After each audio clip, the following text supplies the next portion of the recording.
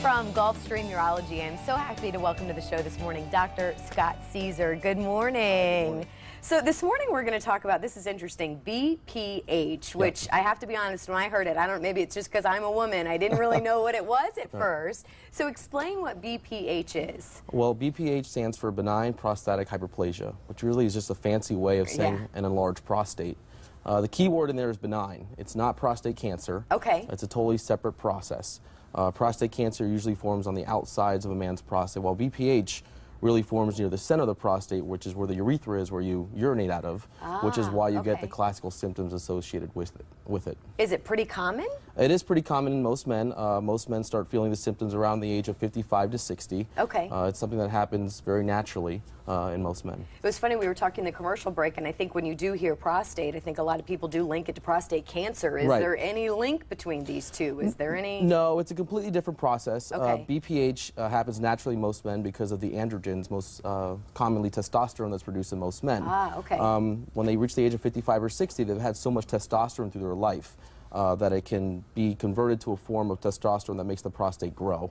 And it's just a benign process that makes the prostate grow, but then gives you the classic urinating symptoms that most men feel. Yeah, let's talk about those symptoms. So is that the biggest one? What is that biggest symptom? So it's actually a wide array of symptoms.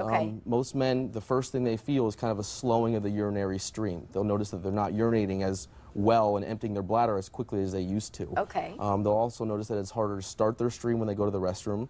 And then when the symptoms get more severe, they'll notice they're getting up a lot more at night to go to the bathroom. They're going more often during the day. And when they have that strong urge to go, they have to rush to the bathroom to go quickly, and they can't hold it for as long as they used to. Now, here's the thing. What's the treatment like for this? Well, like any other medical condition, the first thing is something that a man can do to help himself. There are a lot of things that we suggest to men when they have the symptoms of BPH. The first thing is obviously not drinking as much fluid before bedtime. That'll make you not wake up as much at night to go to the restroom. So is that maybe the first thing that you try? Yeah, you try that. You also tell them to avoid some things that can irritate the bladder, like alcohol, caffeine. Those are things that can make men have to go to the bathroom more often. So if you tell them to stop drinking those, those things, they'll not go as often.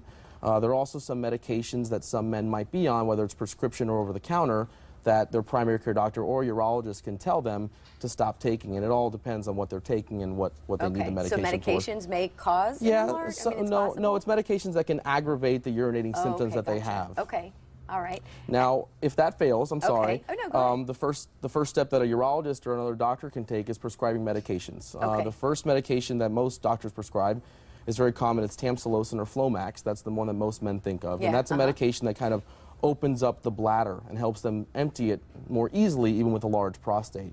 There are also some medications that actually go after that enzyme that makes the testosterone make the prostate get bigger, and it actually can help shrink the prostate as well, that we try to give some men to help alleviate their symptoms. Is surgery ever an option? It is. For men that medication fails on, there's a lot of therapies that a urologist can recommend to them. Most of them are actually minimally invasive. There's no incisions or anything like that. Some of them can actually be performed in the office. And most of them look at shrinking the size of the prostate that actually impinges on the urethra, or the tube that a man pees out of. Most of them are something where we go inside and scrape the inside of the prostate. We can also use a laser to shrink the inside of the prostate. Most men think of it kind of like a Roto-Rooter. You go in and you kind of just open up the area that helps you urinate easier. Now, when you have an enlarged prostate, I'm sure it probably differs with every man, but does it grow pretty rapidly once you start having those symptoms? No, I mean, it's a slowly progressing kind of process. That's why most men don't feel the symptoms until they're about 55 or 60. And it's always individualized. You know, some men really do feel like they can manage their symptoms themselves and don't want therapy. And most of the times it's just improving their quality of life if they're having symptoms that are really bothering them. Well, if any of the men watching this morning, or certainly wives, if they're hearing this and going, wait a minute, I think this is my husband or my loved one, what's the first thing to do? Certainly come in and maybe see their primary doctor, or come in and see the primary doctor is always the first person to see. They're kind of the gatekeeper to kind of what the patient needs to do. A lot of them are very well trained to give them initial therapy treatments. If those treatments fail or they want more information, they can see any of the urologists. Obviously, I'd be happy to see any of them also. Yeah. Your main office, by the way, in Fort Myers, but you have offices, Gulfstream Urology, all over Southwest Florida. Yes, we have offices in Fort Myers, also in Cape Coral, Bonita Springs, and also Lehigh Acres. All right. Well, Dr. Scott Caesar, such a pleasure to have you on this morning, and I hope we helped some men out this morning. Thank you very much. All right. Thank you. We'll send it over to staff. Domestic violence and abuse does not discriminate. It can happen to anyone. Up next, where you, a friend, or a loved one can go to walk a path to safety.